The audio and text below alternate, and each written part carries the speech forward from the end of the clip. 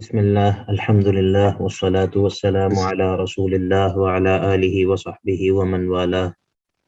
اللهم انفعنا بما علمتنا وعلمنا ما ينفعنا وزدنا علما. رب اشرح صدري ويسر لي أمري واحلل عقدة من لساني يفقه قولي.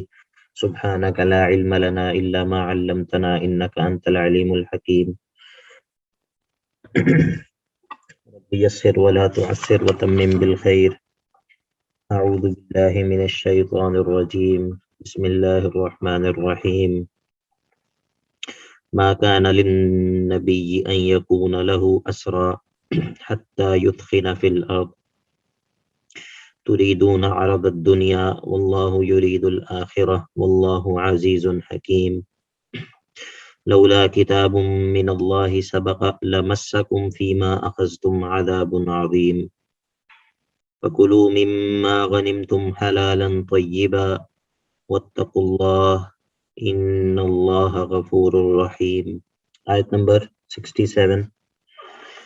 ما کان للنبی، نبی کے لیے یہ جائز نہیں ہے یا نبی کے یہ لائق نہیں ہے، ان یکون لہ اسری، یہ کہ اس کے پاس قیدی ہوں، اس کے پاس قیدی ہوں. نبی کے یہ لائق نہیں ہے کہ اس کے پاس قیدی ہوں، حتیٰ یہاں تک کہ یثخنا، وہ خون بہا لے، وہ نبی خون بہا لے، فی الارض، زمین میں، یہاں تک کہ زمین میں وہ خون ریزی نہ کر لے.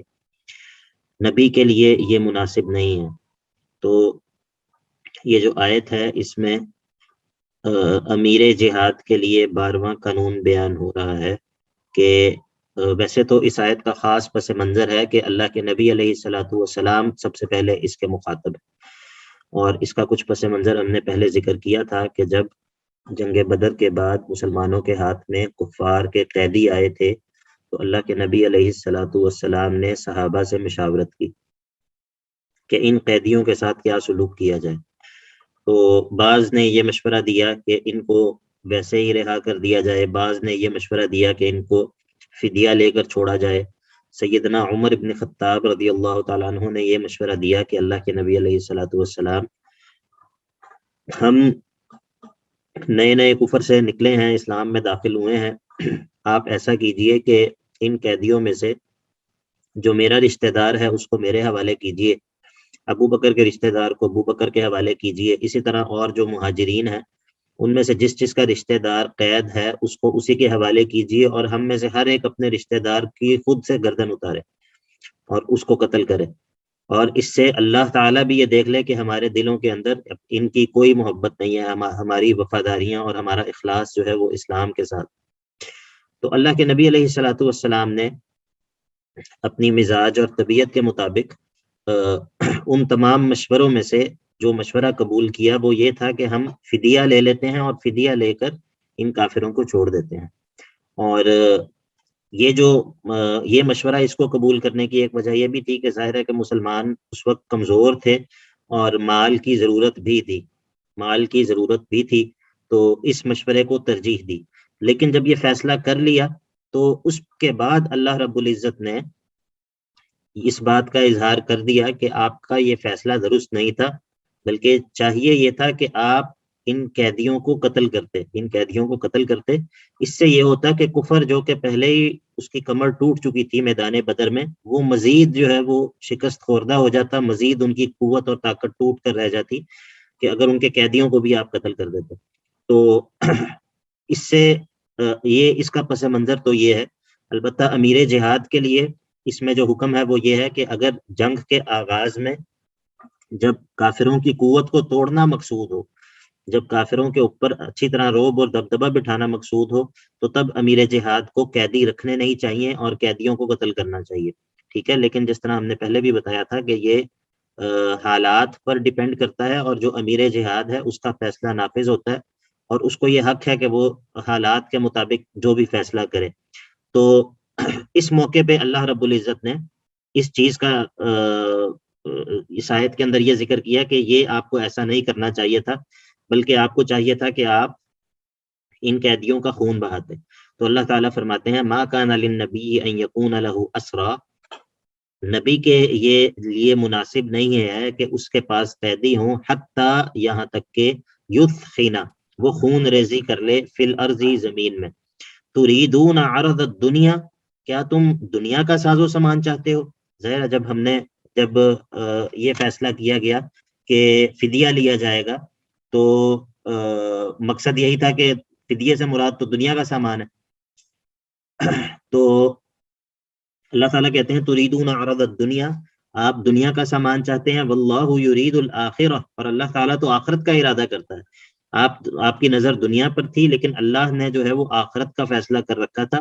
واللہ عزیز حکیم، اور اللہ تعالیٰ تو زبردست ہے اور حکمت والا ہے. اللہ تعالیٰ زبردست ہے، عزیز ہے، اور حکیم حکمتوں والا ہے.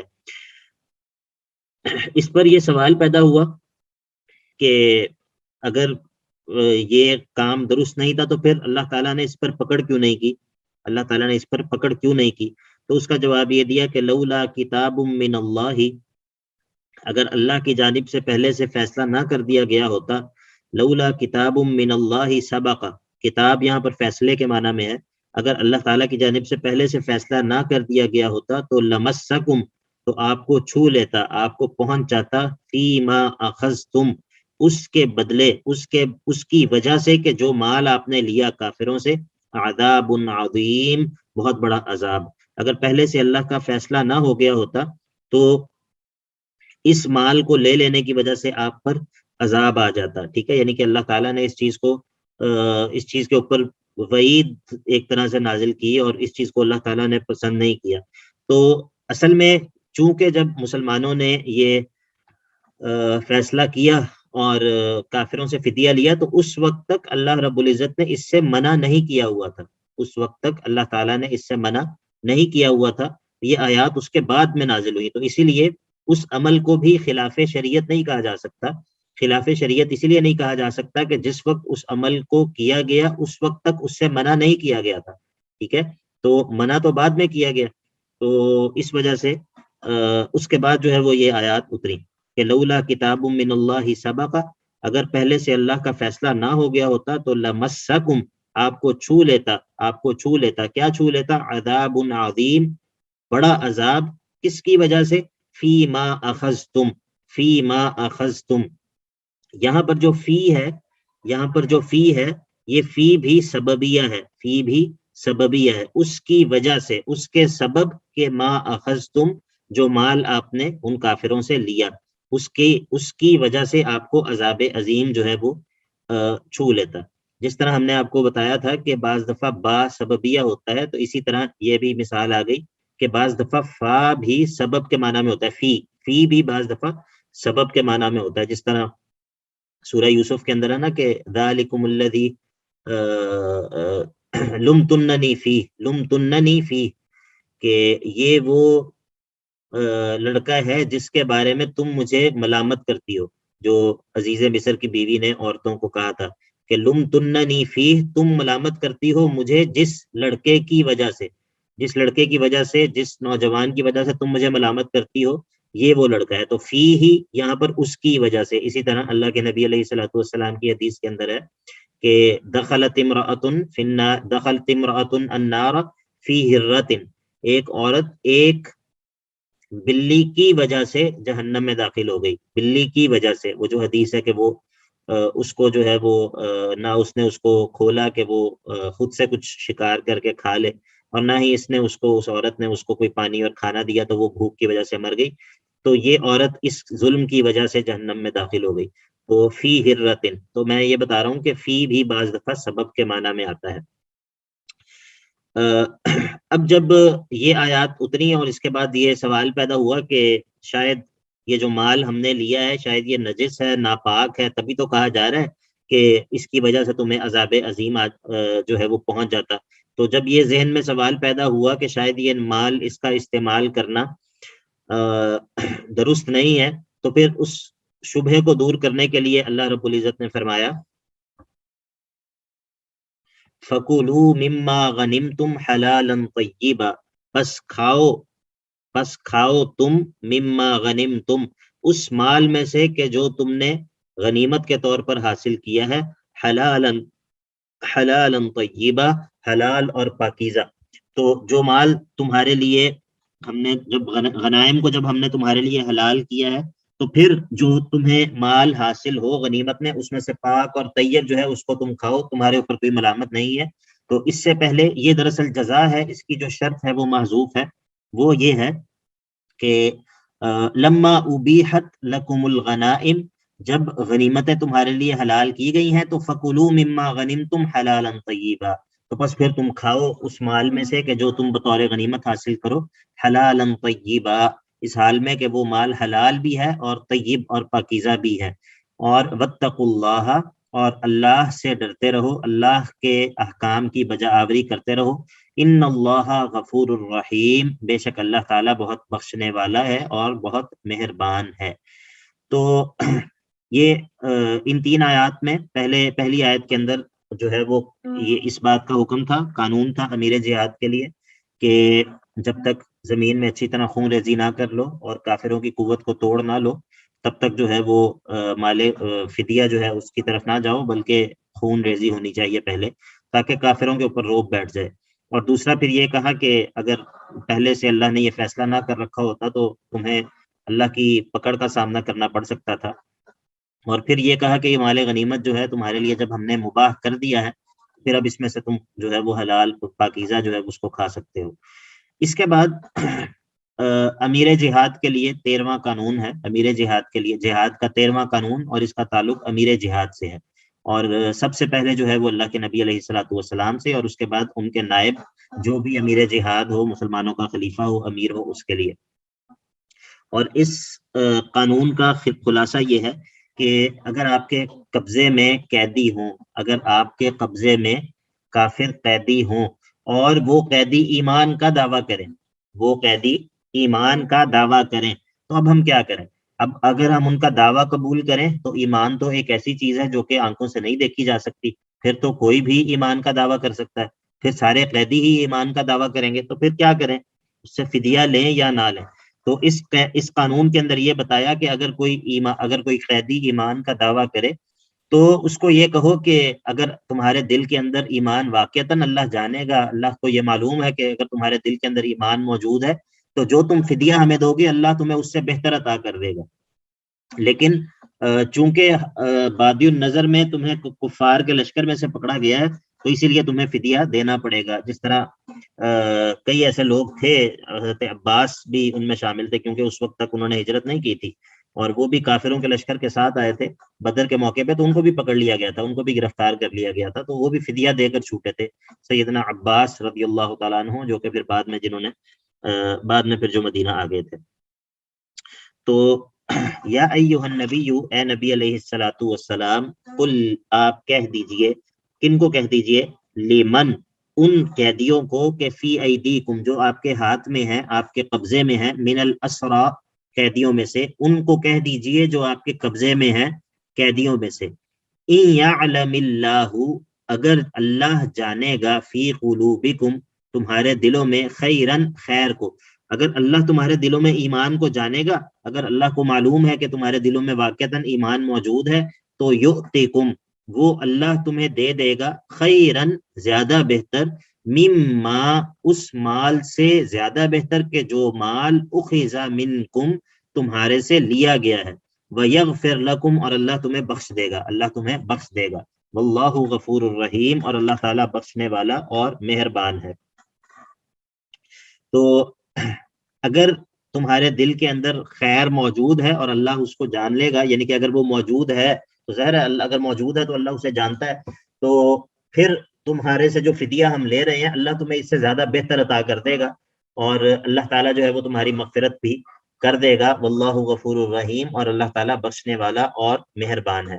اور اس کے بعد آیت نمبر 71 کے اندر تسلی ہے اپنے نبی کو کہ وَإِن يُرِيدُوا خِيَانَتَكَ، اگر یہ قیدی جو آپ سے ایمان کا دعویٰ کر رہے ہیں، مطلب اگر آپ کو یہ دھوکہ دیں گے، اگر تو ان کے دل کے اندر ایمان ہے، یعلم اللہ فی قلوبکم خیرا، اگر ان کے دل کے اندر واقعی ایمان ہے تو اللہ تعالیٰ ان کو اس سے بہتر جو فدیہ یہ دیں گے اس سے بہتر دے دے گا. اور اگر یہ آپ کے ساتھ فراڈ کر رہے ہیں، اگر یہ آپ کے ساتھ فراڈ کر رہے ہیں، آپ کو دھوکہ دینا چاہ رہے ہیں ایمان کا دعویٰ کر کے، تو آپ کو پریشان ہونے کی ضرورت نہیں ہے. پہلے بھی تو انہوں نے آپ کے ساتھ دھوکہ اور مکر کرنے کی کوشش کی، تو اللہ نے ان کو آپ کا قیدی بنا دیا. تو اس لیے آپ پریشان مت ہوں، اور آپ جو ہے وہ پریشانی کا شکار مت ہوں. تو وَإِن يُرِيدُوا خِيَانَتَكَ، اگر یہ ارادہ کریں گے خیانتک، آپ سے دھوکہ دہی کا، اگر یہ آپ سے دھوکہ دہی کا ارادہ کریں گے تو اس کی جو شرط ہے وہ محذوف ہے، اور وہ کیا ہے کہ فَنُخْزِيهِمْ فِي الدُّنْيَا وَالْآخِرَةِ، تو ہم ان کو دنیا اور آخرت میں دوبارہ سے رسوا کر دیں گے. وَإِن يُرِيدُوا خِيَانَتَكَ، اگر یہ آپ سے خیانت کرنے کا ارادہ کریں گے تو ہم انہیں دنیا میں رسوا کر دیں گے اور آخرت میں بھی رسوا کر دیں گے. تو آپ پریشان مت ہوں. فَقَدْ خَانُوا اللَّهَ مِنْ قَبْلُ، تو انہوں نے تو پہلے بھی اللہ سے خیانت کی ہے، یعنی کہ یہ ابھی گرفتار ہوئے ہیں تو اس سے پہلے بھی تو انہوں نے آپ کے خلاف جنگ کی ہے. اور ادھر خیانت سے مراد کیا ہے؟ اللہ سے خیانت کرنے سے مراد ان کا کفر اور شرک اور مسلمانوں کے ساتھ لڑائی کرنا، اللہ کے دین کے خلاف سازش کرنا اور اللہ کے دین سے لڑنے کے لیے گھروں سے نکلنا لشکر کی صورت میں. تو اس سے یہ مراد ہے. تو جب انہوں نے پہلے اللہ کے ساتھ سازش کرنے کی، اللہ کے خلاف، اللہ کے دین کے خلاف خیانت کرنے کی کوشش کی، تو فَأَمْكَنَ مِنْهُمْ، اللہ نے آپ کو تمکین دے دی ان کے اوپر، اللہ نے آپ کو مسلط کر دیا ان کے اوپر، اللہ نے ان کو قیدی بنا دیا آپ کا. تو اسی لیے اگر یہ دوبارہ بھی آپ کے ساتھ دھوکہ اور فراڈ کریں گے تو آپ کو پریشان ہونے کی ضرورت نہیں ہے. واللہ علیم حکیم، اور اللہ تعالیٰ خوب علم رکھنے والا ہے، لوگوں کی خیانتوں کا اسے علم ہے، اور حکیم، اس کے فیصلے حکمتوں پر مبنی ہے. وہ الحکیم ہے اور اس کے تمام کام جو ہیں وہ حکمت پر مبنی ہے. اب اس کے بعد جو ہے وہ لوگوں کی 5 اقسام بیان ہوں گی. ہم نے جب اس حصے کا خلاصہ بیان کیا تھا تو اس کے اندر بتایا تھا کہ سورت کے آخر میں جو ہے وہ لوگوں کی 5 اقسام بھی ہیں، اور بشارت بھی ہے صحابہ کے لیے، ایمان والوں کے لیے بشارت بھی ہے. السلام علیکم. وعلیکم السلام. جی دانیال بھائی پوچھیے. شیخ صاحب، امکنا کا مطلب کیا ہوگا؟ امکنا کا مطلب ہوتا ہے آپ کو تمکین دی، تمکین دی. امکنا منہم، ان پر آپ کو تمکین دی، آپ کو ان پر، یعنی کہ تمکین ہوتا ہے کہ آپ کسی کو کسی کے اوپر جو ہے نا وہ قوت دے دینا، کسی کو کسی کے اوپر مسلط کرنا. ٹھیک ہے، قابو پا جانا. ہاں، کسی کو کسی کے اوپر قابو، یعنی کہ اس کو دے دینا. ادھر کیا انہوں نے مانا کیا؟ سو ہی آپ نے مسلط کا کہا تھا، آپ نے مسلط کا لفظ استعمال کیا تھا. مسلط کا لفظ بھی ٹھیک ہے کہ آپ کو ان کے اوپر تمکین دے دی، آپ کو ان کے اوپر قدرت دے دی، آپ کو ان کے اوپر قدرت دے دی، یہ زیادہ بہتر لگ رہا ہے. اچھا، سوال یوں تھا کہ اس میں تو آگے منہم ہے، منہم کا مطلب تو ان سے ہوگا نا، تو مطلب مسلط کر دیا ان سے. نہیں، یہ ادھر من ہو جو ہے وہ سے کے معنی میں نہیں ہے. من جو ہے یہاں پر سے کے معنی میں نہیں ہے. جب یہ امکنا جو ہوتا ہے نا، امکنا یہ من کے ساتھ استعمال ہوتا ہے، کسی چیز پر کسی کو قادر کرنا، کسی چیز پر کسی کو قدرت دینا. یہ امکنا جو ہے یہ من کے ساتھ استعمال ہوتا ہے کہ کسی چیز، جس چیز کے اوپر قدرت دی گئی ہے اس کے ساتھ من کا جو ہے نا صلہ استعمال ہوتا ہے. تو یہ جو ہوتے ہیں نا عمومی طور پہ، جس طرح میں نے پیچھے فی کے بارے میں بتایا کہ عمومی طور پہ جو اس کا معنی سمجھا جاتا ہے وہ یہی ہوتا ہے کہ میں کا معنی ہے، فی کا معنی ہے تو میں کا معنی ہوگا. ٹھیک ہے، لیکن ایسا نہیں ہوتا. یہ مختلف وجوہات ہوتی ہیں جن کی وجہ سے معنی تبدیل ہو رہا ہوتا ہے، مختلف حروف جار مختلف معنی میں استعمال ہو رہے ہوتے ہیں. جس طرح با کی بھی ہم نے بات کی تھی کہ با جو ہے وہ کبھی کسی اور معنی میں استعمال ہوتا ہے، تقریباً 14 کے قریب با کے معنی ہے. اور اسی طرح فی بھی جو ہے وہ مختلف معنی میں استعمال ہوتا ہے. تو یہ جو امکنا فعل ہے یہ من کے ساتھ استعمال ہوتا ہے، من کے ساتھ. ٹھیک ہے، اور من کا مطلب یہاں پر یہ ہوتا ہے کہ جس چیز پر قدرت دی گئی ہے اس کے ساتھ من استعمال ہوتا ہے.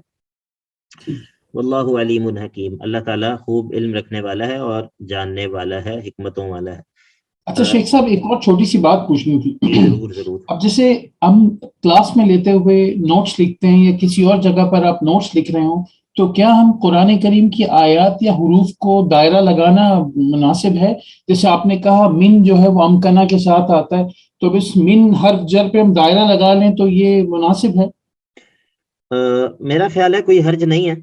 اگر تو مصحف ہو جو تلاوت والا مصحف ہے تو اس کو تو اس کے ساتھ اس کے اوپر تو ایسا نہیں کرنا چاہیے، علماء اس کو پسند نہیں کرتے تھے.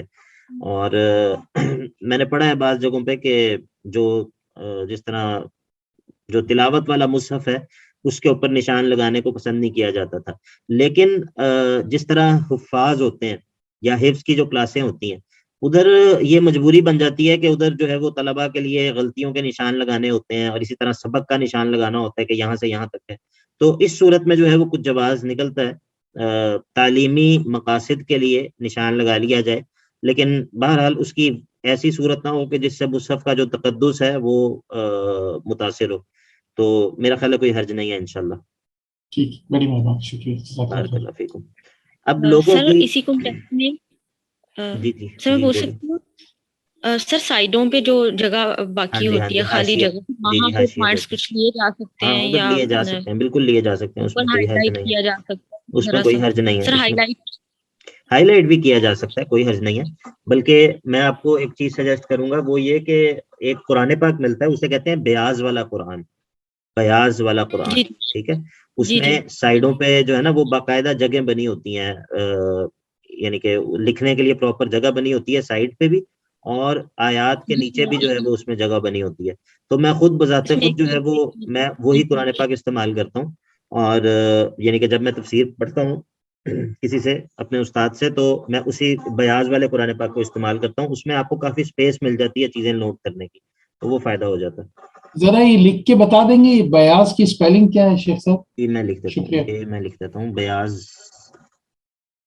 اگر آپ یہ لاہور یا فیصل آباد میں ہیں یا راول پنڈی وغیرہ میں ہیں تو کسی بھی اچھے بک سٹور سے آپ نا وہ مل جائے گا بیاض والا قرآن.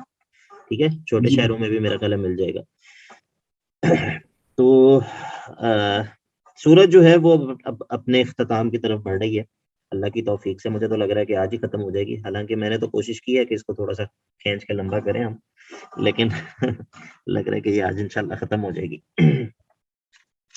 لوگوں کی 5 اقسام ذکر ہوں گی سورت کے آخر میں. ٹھیک ہے، اور میں پہلے آپ کو بتا دیتا ہوں کہ یہ 5 اقسام کون سی ہیں، اور اس کے بعد پھر ہم انشاءاللہ پڑھتے ہیں ترجمہ. تو اس میں سے پہلی قسم ہے مہاجرین، اور دوسری قسم ہے انصار. تیسری جو قسم ہے وہ مومن ہیں جنہوں نے ہجرت نہیں کی، وہ مومن جو مکہ میں رہ گئے تھے جنہوں نے ہجرت نہیں کی، تیسری قسم یہ ہے. اور چوتھی قسم ہے کفار. اور پانچویں جو قسم ہے وہ لوگ ہیں جو کہ فتح مکہ کے بعد ایمان لائے. ٹھیک ہے، یہ لوگوں کی 5 اقسام ذکر ہوں گی ادھر سورت کے آخر میں. پہلی قسم ہے مہاجرین، دوسری قسم ہے انصار، تیسری قسم ہے وہ مومن جو ایمان تو لائے لیکن جنہوں نے ہجرت نہیں کی، دارالکفر میں ہی رہ گئے، اور چوتھی قسم ہے کفار، اور سب سے آخر میں 5ویں قسم ذکر ہوگا فتح مکہ کے بعد ایمان لانے والوں کا. تو چلیے ہم دیکھتے ہیں. ان الذین آمنوا، بے شک وہ لوگ کہ جو ایمان لائے، وہاجروا اور جنہوں نے ہجرت کی، وجاہدوا اور جنہوں نے جہاد کیا، باموالہم وانفسہم اپنے مال اور اپنی جانوں کے ساتھ، اپنے اموال اور اپنی جانوں کے ساتھ جنہوں نے جہاد کیا، فی سبیل اللہ یعنی کہ لأعلاء کلمت اللہ، اللہ کے کلمے کو سر بلند کرنے کے لیے، اللہ کے کلمے کو سر بلند کرنے کے لیے اللہ کے راستے میں جنہوں نے جہاد کیا. تو یہ پہلی قسم کے لوگوں کا تذکرہ ہے. ان الذین آمنوا وہاجروا وجاہدوا باموالہم وانفسہم فی سبیل اللہ، یہ لوگوں کی پہلی قسم ہے، اور ان کا نام ہے مہاجرین. لوگوں کی دوسری قسم والذین آووا، اور وہ لوگ کہ جنہوں نے پناہ دی، جنہوں نے پناہ دی، آووا پناہ دی. اس کا روٹ ورڈ ہے حمزہ واو یا، حمزہ واو یا اس کا روٹ ورڈ ہے. تو آووا جنہوں نے پناہ دی، ونصروا اور جنہوں نے نصرت کی، جنہوں نے مدد کی، اپنے بھائیوں مہاجرین کی مدد کی اور ان کی نصرت کی. تو یہ دوسرا گروہ ہے، ان کو کہتے ہیں انصار. ٹھیک ہے، تو ان دونوں کے بارے میں اللہ تعالیٰ نے فرمایا اولئک بعضهم اولیاء بعض، ان کا بعض جو ہیں وہ بعض کے دوست ہیں. یہ بعض کے دوست ہیں، یعنی کہ مہاجرین اور انصار ان کا آپس میں رشتہ ولایت کا رشتہ ہے، آپس میں ان کا ولا کا تعلق ہے، یہ آپس میں ایک دوسرے کے دوست ہیں. اور بلکہ پہلے آغاز میں یہ آپس میں ایک دوسرے کے وارث بھی ہوتے تھے. جب اللہ تعالیٰ نے، اللہ کے نبی علیہ الصلوۃ والسلام نے ان کے درمیان درجہ جو تعلق اخوت قائم کر دیا تھا، تو اس کی وجہ سے، اس تعلق اخوت کی وجہ سے یہ آپس میں ایک دوسرے کے وارث بھی بنتے تھے، جس کو بعد میں اللہ رب العزت نے منع کر دیا۔ تو یہ لوگوں کی پہلی قسم ہو گئی، اور ان کے بعد پہلی دو قسمیں ہو گئیں، اور ان کے بارے میں اللہ تعالیٰ نے بتایا کہ یہ لوگ آپس میں ایک دوسرے کے اولیاء ہیں۔ اس کے بعد لوگوں کی تیسری قسم کا تذکرہ کیا۔ اللہ تعالیٰ فرماتے ہیں والذین آمنوا، اور وہ لوگ جو ایمان لائے، ولم یہاجروا، اور انہوں نے ہجرت نہیں کی۔ ایمان تو لائے ہیں لیکن ہجرت نہیں کی، ابھی تک ہجرت کر کے دارالاسلام کے اندر نہیں آئے، تو مالکم نہیں ہے تمہارے لیے، من ولایتہم ان کی ولا سے، من شیئن کچھ بھی، تمہارا ان کے ساتھ ولایت کا تعلق بالکل بھی نہیں ہے، حتی یہاجروا، یہاں تک کہ وہ بھی ہجرت کر لیں۔ تو اگر وہ ہجرت نہیں کرتے تو ان کا تمہارے ساتھ ولایت کا تعلق نہیں ہے، ٹھیک ہے۔ تو یہ پہلی دو قسموں والے جو لوگ تھے ان کو تو آپس میں ایک دوسرے کا ولی قرار دیا، اولئک بعضهم اولیاء بعض، لیکن وہ لوگ جو ایمان تو لائے لیکن مکہ میں ہی رہ گئے تھے، ان کے بارے میں کہا کہ ما لکم من ولایتہم من شیء حتی یہاجروا، تمہارا ان کے ساتھ ولایت کا تعلق نہیں ہے۔ تو سوال یہ پیدا ہوا کہ شاید پتہ نہیں ان کے ساتھ ہمارا مسلمانوں والا تعلق بھی ہے یا نہیں، پتہ نہیں یہ مسلمان بھی ہیں یا نہیں، تو کہا کہ نہیں مسلمان تو ہیں۔ وَإِنِ اسْتَنْصَرُوكُمْ فِي الدِّينِ وَإِنِ اسْتَنْصَرُوكُمْ، جی دانیال بھائی، استنصروکم کا کیا معنی ہوگا؟ الف سین تا جو ہے وہ اپنے دو معنوں میں بتایا تھا، ایک معنی تھا طلب کا اور دوسرا معنی سمجھے جانے کے معنوں میں تھا۔ جی اس کا کیا معنی آپ کریں گے؟ وَإِنِ اسْتَنْصَرُوكُمْ، استنصروکم، اگر وہ تم سے مدد مانگیں۔ جی بارک اللہ فیکم، شاباش، جزاک اللہ خیر۔ تو اب اس کا روٹ ورڈ دیکھیں، نون صاد را جو ہے وہ روٹ ورڈ ہے، تو نصرت کے معنی میں ہے، اور الف سین تا جو ہے یہ طلب کے معنی میں ہے۔ تو وَإِنِ اسْتَنْصَرُوا، اگر وہ مدد طلب کریں، تم سے، اگر وہ جو مسلمان ادھر رہ گئے ہیں وہ مدد طلب کریں تم سے، کس معاملے میں؟ فی الدینی، دین کے معاملے میں، فی الدینی، دین کے معاملے میں وہ تم سے مدد طلب کریں، تو فعلیکم النصر، تم پر مدد کرنا ضروری ہے، تم پر مدد کرنا ضروری ہے، اور تمہارے لیے اوپر مدد کرنا واجب ہے۔ ولایت مطلب دوست، ولایت کا معنی جو ہے وہ دوستی بھی ہے، لیکن اردو کا جو لفظ دوستی ہے وہ اس لفظ کے پورے معنی کو ادا نہیں کرتا، ٹھیک ہے۔ ولایت کا معنی جو ہے وہ یہاں پر وارث کا بھی ہو سکتا ہے، اور اسی طرح جو ہے وہ شدید قسم کی دوستی اور آپس میں ایک ایمانی تعلق، دین کی بنیاد پر آپس کا ایک تعلق، اس کا وہ مطلب مراد ہے، ٹھیک ہے۔ اور عمومی طور پہ اس کا معنی دوستی کر دیا جاتا ہے، لیکن دوستی کا لفظ جو ہے وہ تھوڑا محدود ہے اور اس پورے معنی کو ادا نہیں کرتا جو لفظ ولا اور ولایت کے معنی کے اندر موجود ہے۔ تو وَإِنِ اسْتَنْصَرُوكُمْ، یہ دانیال بھائی نے اچھا ترجمہ کیا ماشاءاللہ۔ فی الدین، دین کے معاملے میں اگر وہ تم سے مدد طلب کریں تو فعلیکم النصر، ہاں پھر تم پر مدد کرنا ضروری ہے، مدد کرنا تمہارے اوپر واجب ہے۔ تو پتہ یہ چلا کہ ایسا بھی نہیں ہے کہ یہ بالکل ہی ان کے ساتھ جو ہے وہ چونکہ ان کے ساتھ ہجرت نہ کرنے کی وجہ سے ان کے ساتھ جو ہے وہ ان کے ساتھ وراثت کا تعلق قائم نہیں ہے، اور ان کے ساتھ ابھی وہ والا معاملہ نہیں ہے جو کہ مہاجرین کے ساتھ معاملہ ہے، تو اس کا یہ مطلب نہیں ہے کہ بالکل بھی اگر وہ ان کے ساتھ کوئی بھی تعلق ہی نہیں، بلکہ اگر وہ دین کے معاملے میں مدد طلب کریں گے ان کی مدد کرنی پڑے گی۔ لیکن کیا؟ لیکن یہ کہ الا علی قوم، مگر یہ کہ ایسی قوم کے مقابلے میں، اگر ایسی قوم کے مقابلے میں آپ سے مدد طلب کریں کہ بینکم و بینہم میثاق، کہ آپ کے اور اس قوم کے درمیان کوئی معاہدہ ہے، اگر جو یہ لوگ ہیں جنہوں نے ابھی ہجرت نہیں کی، اگر یہ دین کے معاملے میں مدد طلب کریں گے تو فعلیکم النصر، آپ پر مدد کرنا ضروری ہے، پہلی بات۔ دوسری بات یہ کہ انہوں نے کسی ایسی قوم کے خلاف آپ سے مدد طلب کر لی کہ جن کے ساتھ آپ کے معاہدے ہیں، ٹھیک ہے، آپ کی ان کے ساتھ جو ہے وہ ایگریمنٹ ہے امن کا، تو پھر آپ جو ہے وہ ان کی مدد نہیں کریں گے، ٹھیک ہے۔ واللہ بما تعملون بصیر، اور اللہ، واللہ بصیر بما تعملون، واللہ بصیر بما تعملون، یہ بما تعملون جو ہے اس کا تعلق بصیر ان کے ساتھ ہے، تو واللہ بصیر بما تعملون، واللہ بما تعملون بصیر، اللہ تعالیٰ آپ کے عمل سے خوب واقف ہے، اللہ تعالیٰ آپ کے عمل کو دیکھ رہا ہے کہ آپ عہد شکنی تو نہیں کرتے۔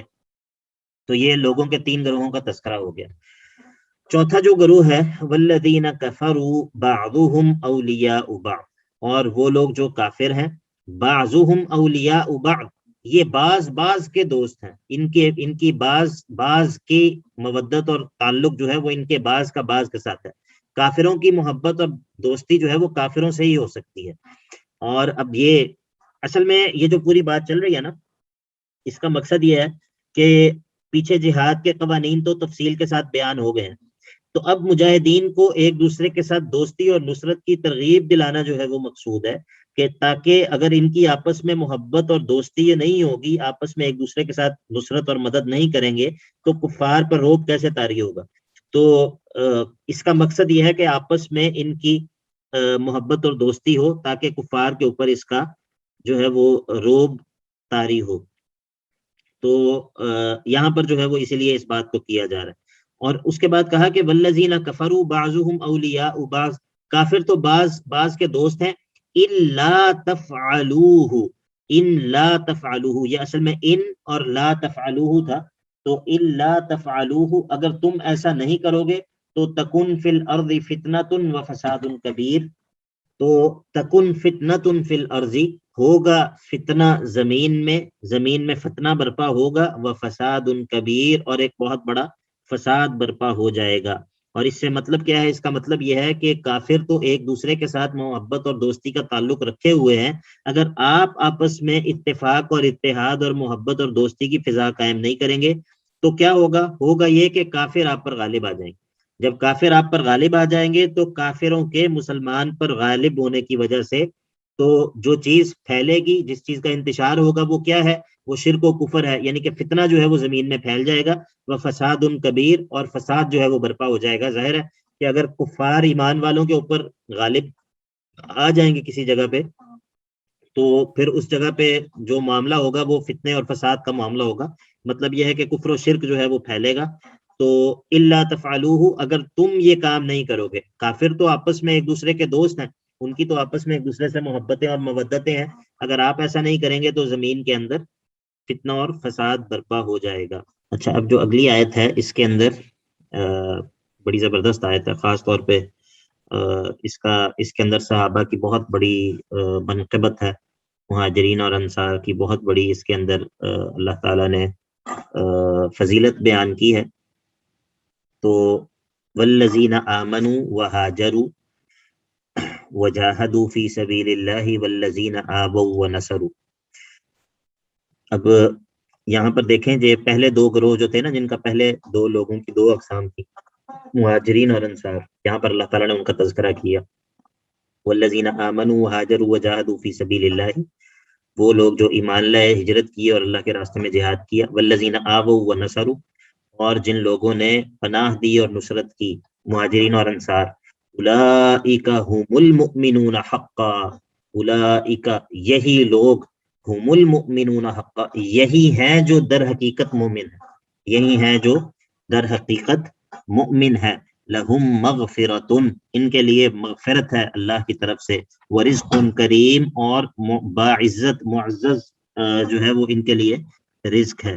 اب اگر آپ سورت کا آغاز نکالیں، سورہ انفال کا آغاز نکالیں، اور سورت کے شروع میں آیت نمبر 4 دیکھیں کہ سورت کے شروع میں اللہ تعالیٰ نے کیا کہا تھا کہ وَأَطِیعُوا اللَّهَ وَرَسُولَهُ إِن كُنتُم مُؤْمِنِينَ، اور پھر کہا تھا کہ إِنَّمَا الْمُؤْمِنُونَ الَّذِينَ إِذَا ذُكِرَ اللَّهُ وَجِلَتْ قُلُوبُهُم. جی آپ نے نکالی ہیں آیات؟ جی سر. جی سورت کا آغاز سب نے نکال لیا؟ جی زریاب احمد، سارق زاہد، جی سر نکال لی. جی اچھا، اب یہاں پر ذرا توجہ کریں کہ انما المؤمنون الذين اذا ذكر الله وجلت قلوبهم واذا تليت عليهم آیاته زادتهم ایمانا وعلى ربهم يتوکلون. ایمان والے تو وہ ہیں جو جب اللہ کا ذکر کیا جاتا ہے تو ان کے دل ڈر جاتے ہیں، جب اللہ کی آیات تلاوت کی جاتی ہیں تو ان کا ایمان بڑھ جاتا ہے، وہ اللہ پر توکل کرنے والے ہوتے ہیں. الذین یقیمون الصلاۃ ومما رزقناہم ینفقون، نماز کو قائم کرنے والے ہوتے ہیں، اللہ کے راستے میں خرچ کرنے والے ہوتے ہیں.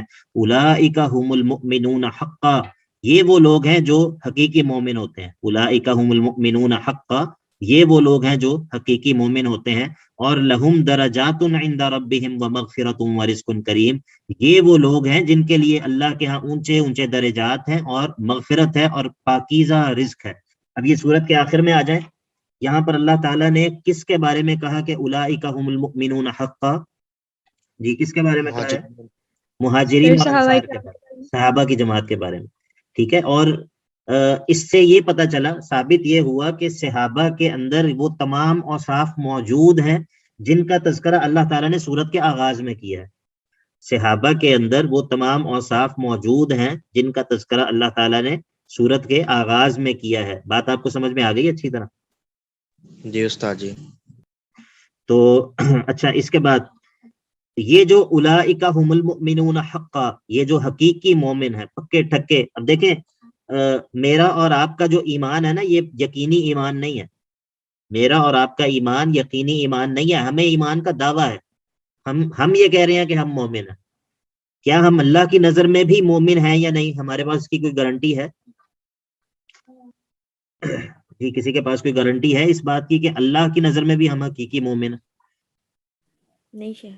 نہیں ہے. لیکن اس دنیا کے اندر وہ گروہ جس کے بارے میں یہ گارنٹی موجود ہے کہ یہ واقعتاً حقیقی مومن ہے، یہ صحابہ کا گروہ ہے. یہ صحابہ کا گروہ ہے. بات آپ کو سمجھ آ رہی ہے نا؟ تو لہم مغفرۃ ورزق کریم، لہم مغفرۃ ورزق کریم. اچھا، رزق کریم سے مراد تو ہو گئی معزز رزق، جو بڑا ہی معزز رزق ہے جو جنت کی صورت میں، جنت کے اندر ملنے والی نعمتوں کی صورت میں. لیکن مغفرت سے کیا مراد ہے؟ مغفرت سے کیا مراد ہے؟ جی کوئی بتائے گا مجھے؟ بہنوں میں سے کوئی بتائے. سر تمام گناہ معاف ہیں اور دنیا میں ہی. جی اور کوئی؟ اس کا جی بخشش. عرفان قیوم بھائی آپ بہن تو نہیں ہے نا؟ سر اس کا بہنوں میں سے کوئی بتائے، میں نے کہا. چلیں کسی اور نے نہیں بتانا تو چلیں بتائیں. عرفان بھائی آپ بتائیں، بتا رہے تھے آپ کچھ. شیخ صاحب عام یعنی کہ مغفرت بخشش کا اعلان. جی اور کوئی بتانا چاہے گا؟ اس سے سابقہ معاملات کی بخشش. جی اور کوئی؟ سر مغفرت سے مراد مطلب کہ ان کے سارے جو گناہ معاف کیے جائیں گے اور جنت الفردوس میں جی جو ہے وہ ٹھیک ہے، سب نے بھیجا جائے تقریباً گا. ٹھیک بتایا. اچھا اب یہاں پر ایک سوال یہ ہے کہ اللہ تعالیٰ نے ان لوگوں کے لیے اعلان کر دیا مغفرت کا، تو اللہ تعالیٰ تو یقیناً غیب سے واقف تھا، ان کی پوری طرح ان کے حالات سے واقف ہے اللہ تعالیٰ، ان کے ماضی سے، ان کے مستقبل سے، ان کے ایمان سے. تو اللہ تعالیٰ نے ان کے لیے مغفرت کا اعلان کر دیا. تو اب اگر ہم جو ہے وہ صحابہ کی زندگی کھول کر تو اور اس میں سے صحابہ کی غلطیاں نکال لیں کہ جی فلانے موقع پہ انہوں نے یہ غلطی کی، فلانے موقع پہ انہوں نے یہ غلطی کی، فلانے موقع پر انہوں نے یہ غلطی کی، تو اس کا مطلب یہ ہے کہ اللہ تعالیٰ نے تو صحابہ کو معاف کر دیا ہے. اللہ تعالیٰ نے تو صحابہ کے بارے میں یہ بھی اعلان کر دیا کہ یہ حقیقی مومن ہے، یہ بھی اعلان کر دیا کہ میں نے ان کو پوری طرح بخش دیا ہے، اور یہ بھی اعلان کر دیا کہ ان کے لیے میں نے جنت رکھی ہے اور لہم درجات عند ربہم، جس طرح سورت کے شروع میں کہا. لیکن میں جو ہے 1400 سال کے بعد آ کے میں جسے اپنے ایمان کا ابھی کوئی گارنٹی نہیں ہے کہ میں مومن بھی ہوں یا نہیں، میں ان لوگوں کی غلطیاں اچھالوں اور ان لوگوں کی غلطیوں کے اوپر جو ہے وہ تبصرہ اور تنقید کروں کہ جن کے بارے میں یہ بھی حقیقت اور گارنٹی ہے کہ یہ مومن تھے، جن کے بارے میں یہ بھی گارنٹی ہے کہ ان کو اللہ نے بخش دیا ہے، جن کے بارے میں یہ بھی گارنٹی ہے کہ یہ جنتی ہیں. تو یہ جو ہے نا یہ بالکل بھی درست طرز عمل نہیں ہے. میں یہ بات یہاں پر سمجھانا چاہ رہا تھا اس لفظ سے کہ لہم مغفرۃ ورزق کریم. تو اسی لیے جو صحابہ کا مقام اور مرتبہ ہے یہ یعنی کہ ہمارے تصورات سے بلند ہے. ہم یہ نہیں کہہ رہے کہ یہ وہ معصوم ہے، نہیں، معصوم نہیں ہے. ان سے غلطیاں کوتاہیاں ہوئی ہیں، ہو سکتی ہیں، ان سے جو ہے وہ مطلب مثال کے طور پہ اللہ کے نبی علیہ السلام نے جن کو زنا کی سزا میں رجم کیا مدینہ میں، وہ صحابہ نہیں تھے؟ وہ صحابہ تھے. اللہ تعالیٰ نے، اللہ کے نبی علیہ السلام نے جن کو شراب پینے پر حد لگائی مدینہ میں، وہ صحابی نہیں تھے؟ وہ صحابی تھے. تو ہم یہ نہیں کہہ رہے کہ یہ وہ معصوم تھے، معصوم نہیں تھے، لیکن اللہ تعالیٰ نے ان کو ان کے اندر موجود خوبیوں کی وجہ سے، اور وہ خوبیاں کیا تھیں؟ وہ اللہ کے نبی علیہ الصلوۃ والسلام کی زیارت، اللہ کے نبی علیہ الصلوۃ والسلام پر ایمان لانا، اللہ کے نبی کے ساتھ مل کر جہاد کرنا، اور اس دور کے اندر ایمان لانا کہ جب پوری دنیا کے اندر اور کوئی ایمان والا نہیں تھا، ان خوبیوں اور ان نیکیوں کی وجہ سے ان کی وہ غلطیاں، وہ کوتاہیاں دھل گئی ہیں، وہ اللہ نے معاف کر دی ہیں، ان کی ان کوتاہیوں یا ان غلطیوں کی کوئی حیثیت نہیں ہے ان کی نیکیوں کے پہاڑ کے مقابلے میں. ٹھیک ہے، تو اس بات کو بہت اچھی طرح سمجھ لیں کہ جو بندہ کسی بھی نعرہ، کوئی بھی نعرہ لگا کے، چاہے وہ سیاسی نعرہ ہو، چاہے وہ کوئی تاریخی نعرہ ہو، کوئی بھی نعرہ ہو، اور اس کے اندر جو اس پیکٹ کے اندر جو چیز بک رہی ہو وہ یہ ہو کہ ہم صحابہ کی غلطیوں کو ہائی لائٹ کریں گے، ہم بتائیں گے کہ کون سے صحابی سے کیا غلطیاں ہوئیں جس کی وجہ سے اسلام کی جو ہے نا وہ اسلام کا جو رخ ہے وہ تبدیل ہو گیا، اور جو پورے اسلام کا ایک نظام تھا وہ درہم برہم ہو گیا. تو یہ کام جو بندہ کر رہا ہے وہ دراصل اللہ تعالیٰ کے اس بات پر اعتراض کر رہا ہے کہ لہم مغفرۃ ورزق کریم.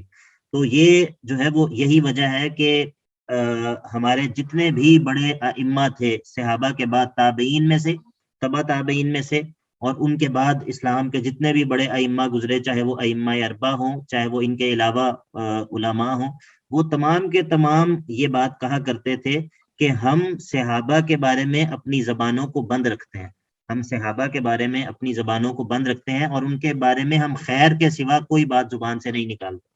ٹھیک ہے، تو یہ بہت اہم ایک عقیدے کا مسئلہ ہے جو ہماری عقیدے کی کتابوں کے اندر بھی ذکر ہوتا ہے کہ صحابہ کے بارے میں اپنے دلوں کو صاف رکھنا، صحابہ کے بارے میں اپنی زبانوں کو صاف رکھنا، اور ان کے لیے مغفرت اور بخشش کی ہی دعا کرنا، ان کے بارے میں خیر کے کلمات زبان سے نکالنا، یہ بہت ہی اہم چیز ہے. اور بلکہ آپ نے خود دیکھ لیا ہے کہ اللہ تعالیٰ کس طرح، کس زور آور انداز سے اللہ تعالیٰ یہ بات کہتا ہے کہ اولئک هم المؤمنون حقا. اگر آپ اس جملے کے اوپر غور کریں نا، اولئک هم المؤمنون حقا، تو میں آپ کو اس کے بارے میں ایک بڑی ہی دلچسپ بات بتاتا ہوں. آپ بتائیے، آپ کی توجہ ہے سب کی، سن رہے ہیں سب؟ جی استاد جی سر. سن رہے ہیں. جی جی. اچھا، اس جملے کے اندر نا پہلی چیز تو یہ ہے کہ یہ جو اولئک ہے نا، اولئک یہ مبتدا، اس کو ہم کہتے ہیں مبتدا، اور المؤمنون اس کو ہم کہتے ہیں خبر. ٹھیک ہے، یعنی کہ اولئک مبتدا ہے، المؤمنون خبر ہے، اور اس کا معنی بنتا ہے وہ مومنون ہے، وہ ایمان والے ہیں، وہ ایمان والے ہیں. لیکن عموماً قاعدہ یہ ہوتا ہے کہ مبتدا معرفہ ہوتا ہے اور خبر نکرہ ہوتی ہے. مبتدا معرفہ ہوتا ہے اور خبر نکرہ ہوتی ہے، عموماً قاعدہ یہ ہوتا ہے. ٹھیک ہے، لیکن یہاں پر اس قاعدے کے خلاف مبتدا بھی معرفہ ہے، اولئک بھی معرفہ ہے، اور المؤمنون یہ بھی معرفہ ہے. آپ کو میری بات سمجھ میں آ گئی کہ مبتدا اور خبر دونوں معرفہ ہے؟ جی سمجھ آئیے بات؟ جی شیخ. جی تو استاد جی آگے. سر اس سے سر جب تھوڑا سا مبتدا، بتا دیں دوبارہ سے. جی میں دوبارہ بتاتا ہوں. عموماً قاعدہ یہ ہوتا ہے کہ جو مبتدا ہوتا ہے نا، مبتدا وہ معرفہ ہوتا ہے اور خبر نکرہ ہوتی ہے. مبتدا معرفہ ہوتا ہے اور خبر نکرہ ہوتی ہے. مثال کے طور پہ ہم کہتے ہیں زید قائم، زید کھڑا ہے، زید کھڑا ہے. تو ادھر زید معرفہ ہے اور قائم، قائم یہ خبر ہے، یہ نکرہ ہے، اسی لیے اس کے آخر میں تنوین آ رہی ہے. ٹھیک ہے، عموماً قاعدہ یہ ہوتا ہے. لیکن اگر ہم نے اس جملے کے اندر بہت تاکید پیدا کرنی ہو تو تاکید پیدا کرنے کا ایک طریقہ یہ بھی ہوتا ہے کہ مبتدا تو معرفہ ہوتا ہی ہے، خبر کو بھی معرفہ لے آیا جاتا ہے، خبر کو بھی معرفہ لے آتے ہیں. اس سے معنی کے اندر یہ تاکید پیدا ہو جاتی ہے کہ یعنی کہ تاکید کا معنی جو ہے وہ پیدا ہو جاتا ہے. تو اولئک هم المؤمنون حقا، اس کے اندر اولئک مبتدا ہے اور المؤمنون جو ہے یہ خبر ہے، اور مبتدا بھی معرفہ ہے اور خبر بھی معرفہ ہے. ٹھیک ہے، تو اس سے کیا معنی پیدا ہو رہا ہے؟ معنی تاکید کا معنی پیدا ہو رہا ہے. ایک بات ہو گئی. دوسری بات یہ ہے کہ یہ جو اولئک اور المؤمنون کے درمیان ہم ہے، ہم اس کو کہتے ہیں ضمیر فصل، ضمیر فصل، اور یہ بھی تاکید کا معنی دیتی ہے، یہ بھی تاکید کا معنی دیتی ہے.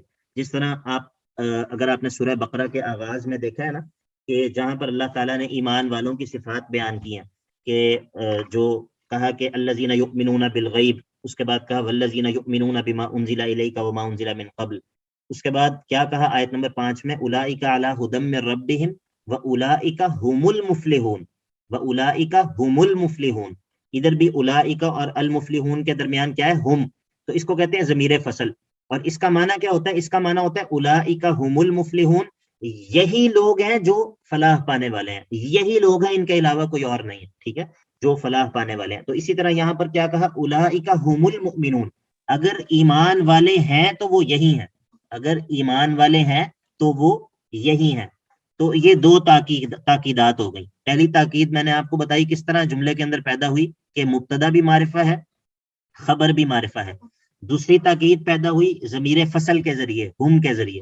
اور تیسری تاکید پیدا ہوئی حقا، حقا اس لفظ کے ذریعے کہ در حقیقت اگر ایمان والے ہیں تو یہی ہیں، در حقیقت اگر ایمان والے ہیں تو یہی ہیں. تو واللہ جو بندہ عربی زبان کو جانتا ہے اور عربی خصوصاً بلاغہ کو جانتا ہے، علم معانی کو جانتا ہے اور عربی کے قواعد سے واقف ہے، وہ جب یہ جملہ پڑھتا ہے تو اس کو اندازہ ہوتا ہے کہ اس جملے کے اندر کس قدر تاکید ہے، اس جملے کے اندر کس قدر زور ہے کہ اللہ تعالیٰ صحابہ کے ایمان کو ثابت کرتا ہے.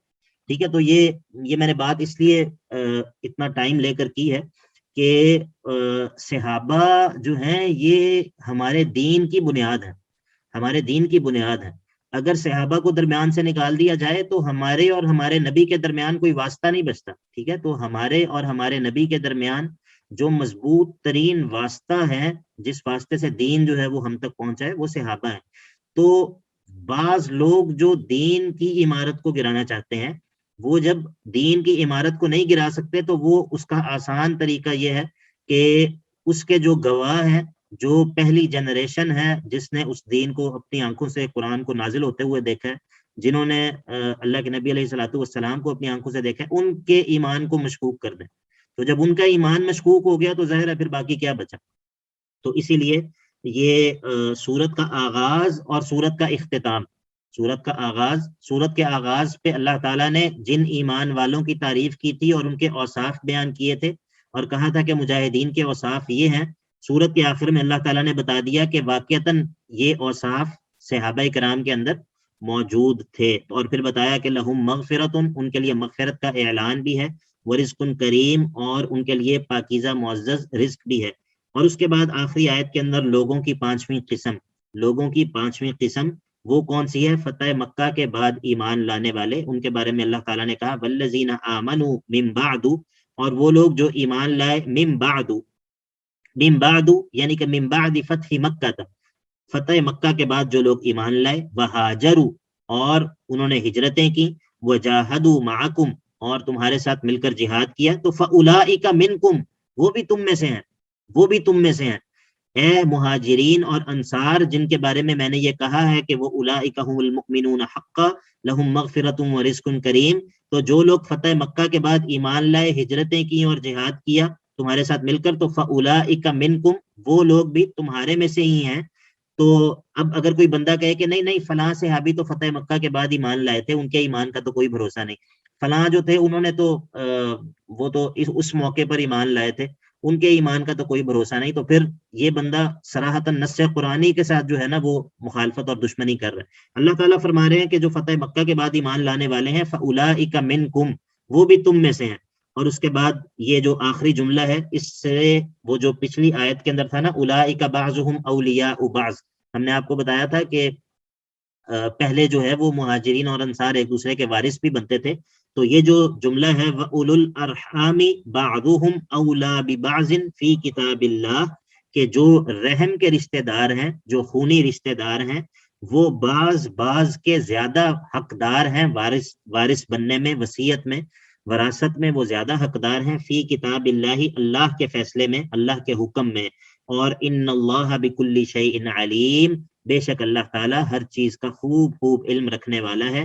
اور اس آیت کے ذریعے وَأُولُو الْأَرْحَامِ بَعْضُهُمْ أَوْلَى بِبَعْضٍ فِي کتاب اللہ کے ذریعے وہ جو پہلے حکم تھا وراثت کا کہ مہاجرین اور انصار ایک دوسرے کے وارث بھی بنتے تھے، وہ منسوخ ہو گیا. اس سے اللہ تعالیٰ نے منع کر دیا کہ ایمانی ولایت تو قائم ہے، ایمانی اخوت تو قائم ہے، لیکن وارث جو ہے وہ خون کے رشتہ دار ہی بنیں گے، اور دینی بھائی جو ہیں وہ وراثت میں حصے دار نہیں ہوں گے. تو اس طرح لوگوں کی 5 اقسام بیان ہوئی. اور صحابہ کی تعریف اور توصیف اور مدح جو ہے وہ ان آخری آیات کے اندر ہے. اور اسی طرح انشاءاللہ الحمدللہ اللہ کی توفیق کے ساتھ ہمارا جو ہے وہ سورۃ الانفال مکمل ہو گئی ہے. سورۃ الانفال کے اندر ہم نے جو مضامین پڑھے ہیں، اس کے اندر جو خصوصیات ہیں، اس میں مال غنیمت کی تقسیم کا تذکرہ ہوا ہے، اور اسی طرح جنگ بدر کے واقعے کی تفصیل بیان ہوئی ہے. اسی طرح سورت کے پہلے دعوے کے لیے علتیں بیان ہوئی ہیں 13، اور مجاہدین کے لیے، عمومی مجاہدین کے لیے اور امیر جہاد کے لیے قوانین کا تذکرہ ہوا ہے 13 قوانین کا. اور اس کی طرح صحابہ کرام کی مدح و تعریف ہے، توصیف ہے، لوگوں کی 5 اقسام ذکر ہوئی ہیں. اسی طرح جہاد فی سبیل اللہ کی طرف جو ہے وہ ترغیب کثرت سے دی گئی ہے اس صورت کے اندر. اسی طرح جو ہے وہ مشرکین کے نماز اور اس کے باطل ہونے کا تذکرہ ہوا ہے، اور مشرکین جو خرچ کرتے ہیں مال، اس کے باطل ہونے کا تذکرہ ہوا. تو یہ وہ مضامین ہیں جو اس صورت کے اندر بیان ہوئے ہیں. الحمدللہ ہماری صورت مکمل ہو گئی ہے، اور انشاءاللہ ہم سورہ توبہ کا آغاز کریں گے. انشاءاللہ کل ملاقات ہوتی ہے. بارک اللہ فیک.